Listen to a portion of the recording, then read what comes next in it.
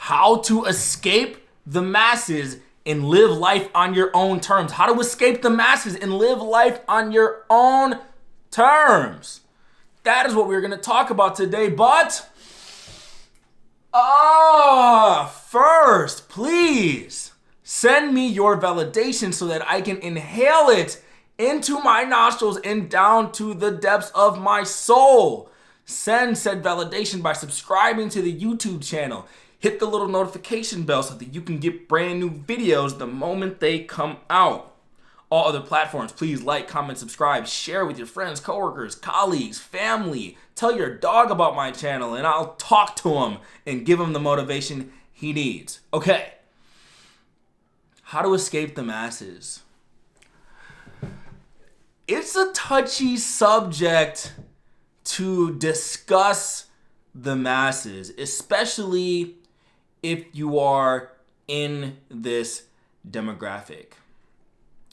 One of my favorite quotes of all time is from Henry David Thoreau, and he says, "The masses of men lead lives of quiet desperation. What is confirmed desperation becomes resignation." And, you could take that comment one or two ways, that quote one or two ways, and I've actually debated back and forth in my head about this quote many times.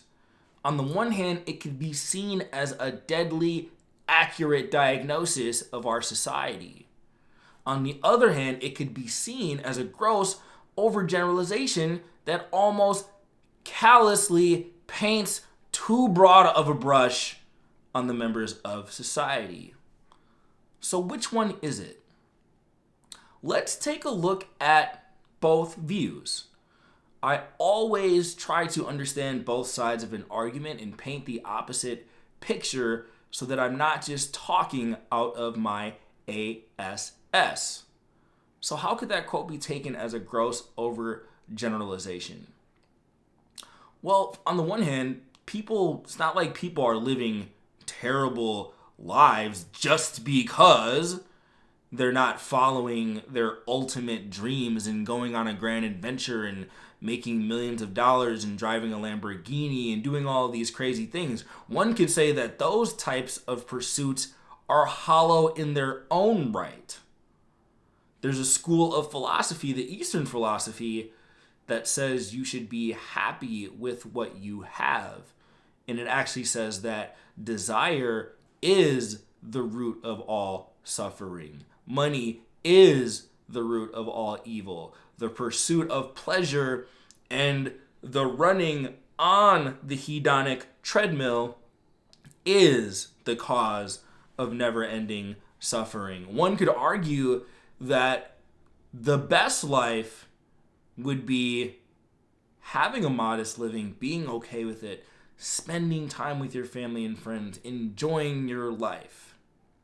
You don't have to do anything. That's what I always talk about in my videos. Like, you don't have to do anything. You certainly as hell don't gotta listen to me or anyone else putting out advice, especially in self-improvement, which can be very nebulous. It's a very nebulous topic to talk about in the first place because the definition of success changes depending on who you're talking to. There are many different levels of ambition, goals, and aspirations, and like everything, there's opportunity costs and trade-offs to the decisions that you make in your life. You can give up a lot in the process of trying to become successful. I can tell you from first-hand experience how I've broken many an egg in my personal life on the way to doing what I'm doing now. There's no easy answer. So you can look on one hand and see that there's nothing inherently wrong with being normal. I don't think people in the quote-unquote masses are bad people. I don't think they're like insanely unhappy. I don't think that they're living in some hell of an existence. I don't think that every moment of their life sucks. I'm sure they have many moments of joy. Moments in time with your family and friends is awesome. Even if you don't have your dream job, many people don't work jobs they hate. They work jobs that they like. They work jobs that are okay. They work jobs that can pay the bills for their family, and there's a source of pride in that. So that's one side of the argument. But I always end up leaning back towards the idea of the life of quiet desperation being a deadly diagnosis, a deadly accurate diagnosis, just based on some of the things that I see. Most people cannot save enough money for their retirement. This is how you end up a Walmart greeter. And again, I'm not knocking Walmart greeters, and I respect the hell out of them for getting up and going to work, but they're doing it because they have to do it. There are people in positions, in jobs, where I'm sure they do not want to be in those jobs. I read a survey that said the average American can barely afford a $1,000 emergency. People can't afford health care. They can't afford to get decent housing in certain places. People are in debt. Depression, suicide, on the rise. Obesity, on the rise. All of these factors. And I observe the people around me. I observe data and statistics and just what's in front of my eyes. And I don't see a happy, content, and fulfilled society. Yes, you should not chase after every desire expecting that it's going to make you happy. But there's a flip side to that where you can also pretend to be content. There's a thin line between contentment and apathy. There's a thin line between ambition and becoming a slave to your desires and ambitions as well. These are all complicated subjects. So what I try to accomplish by these videos, I want you to have the life that you want to have. What do you want to get from this life? Do you like your job? Do you like your income situation and your financial flexibility? Do you feel a level of contentment that satisfies you? Are you doing what you want to do with your time?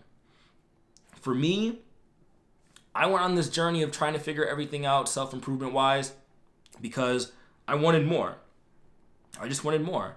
I did not like having to listen to somebody day in and day out.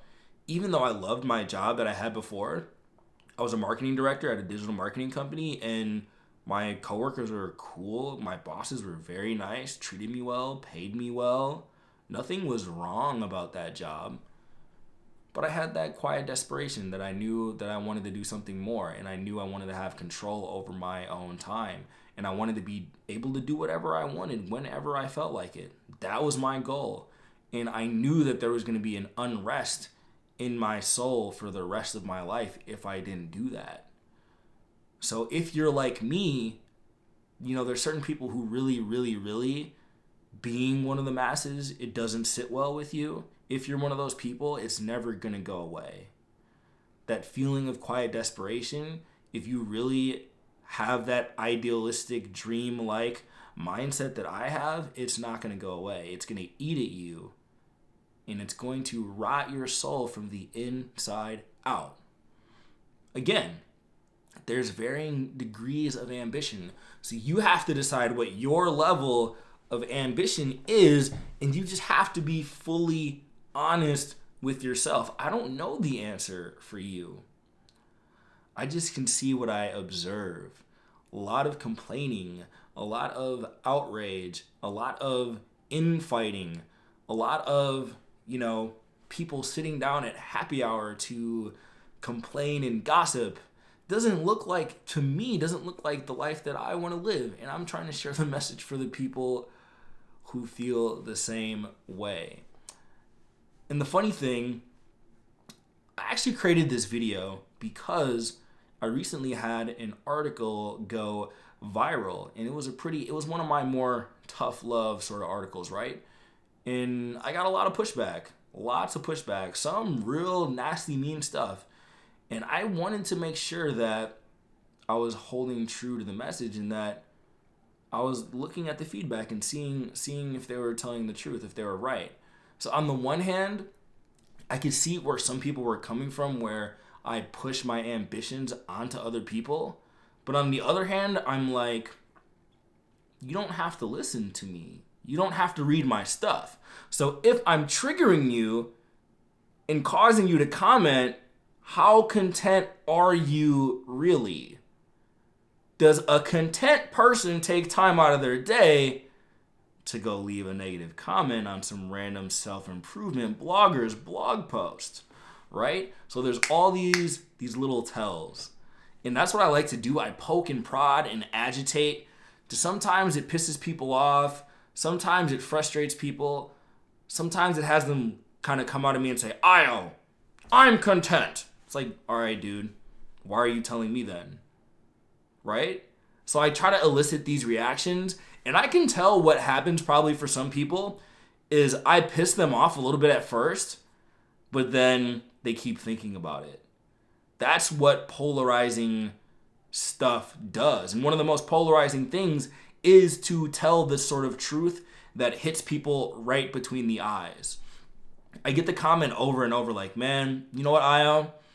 Sometimes the things you say make me actually want to physically hit you, but low-key you're kind of right, and I'm glad you told me those things, right? So it's kind of like a friend. Like, you ever had a friend kind of tell you about yourself? And they tell you where you're screwing up, and they tell you what your flaws are, and they tell you what you could be doing better, but you get defensive and you really don't want to hear it? That's kind of the effect that I sometimes put across. And I'm doing this because I'm your friend that is willing to suffer the confrontation to get you to understand the gravity of your situation. See, the people who tell you those other feel-good messages, they don't care about you. If you have a friend who won't tell you when you're drowning, that friend doesn't care about you.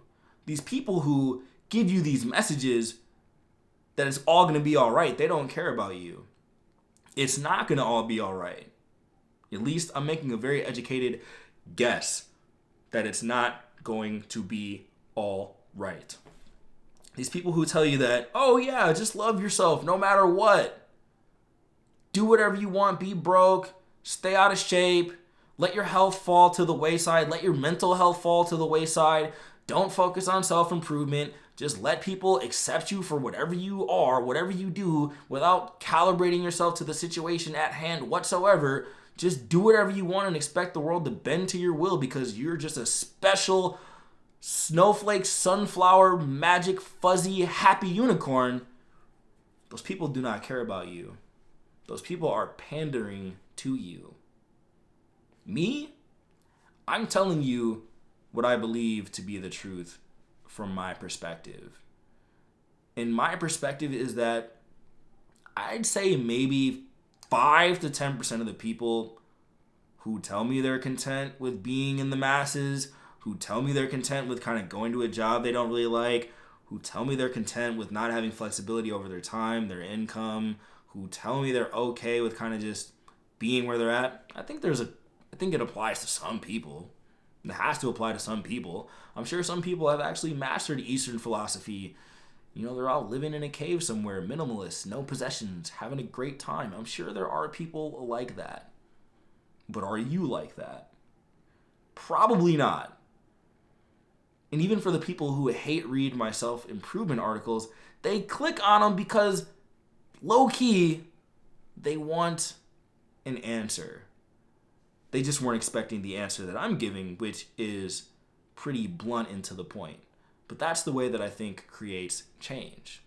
If you want to escape the masses, you have to begin to look at the situation as being dire, because the way that it turns out in real life, it doesn't unfold in a dire manner, right?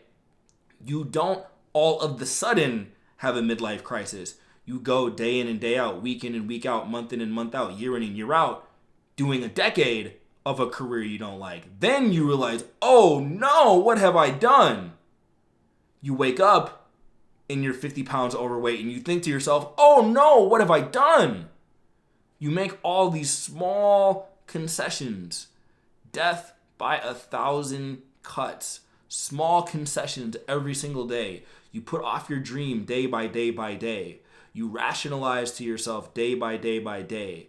You keep telling yourself eventually day by day by day. And what culminates, what ends up happening, it's not like you wake up one day and you're like, oh no, my life is terrible. But it's quiet desperation. Notice the quote, he didn't say loud, super angry desperation. He said quiet desperation. It's that little voice in your head that's like, why didn't you go do the dream? Why didn't you travel? Why didn't you start the business? Oh no, you're 50, you're 60.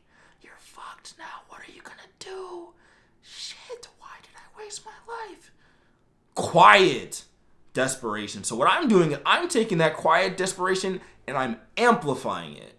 I'm turning up the volume so that you actually do something, because I care enough to extrapolate out the consequences and lay them on your feet. I'm just giving you the game. This is just a YouTube video. I'm not charging you $10,000 to come to some seminar. This is just a YouTube video. I'm trying to give you the game as accessible as I can possibly give it to you. So what you do with it, it's up to you. And you can escape. I know people who have escaped. I have a ton of people who have escaped in my circle. But we're a small percentage of the population. Like I always talk about, your goal is to be an anomaly. Most of you will not listen to my advice. Most of you will not follow through. But the ones who do, you're going to come over to my side and you're going to realize what I'm talking about. And you're going to thank yourself that you decided to escape. Okay, real help. This is the in-your-face guide that you need to buy, because it'll help you untangle your rationalization so that you can live the life that you want to live. If you're on YouTube, subscribe to the channel, hit the little notification bell, hit the next video, watch 12 videos in a row until you get off your ass and do something. All other platforms, please like, comment, subscribe, share it. Do what the platform requires to give me validation and to give you motivation. I will see you on the next video.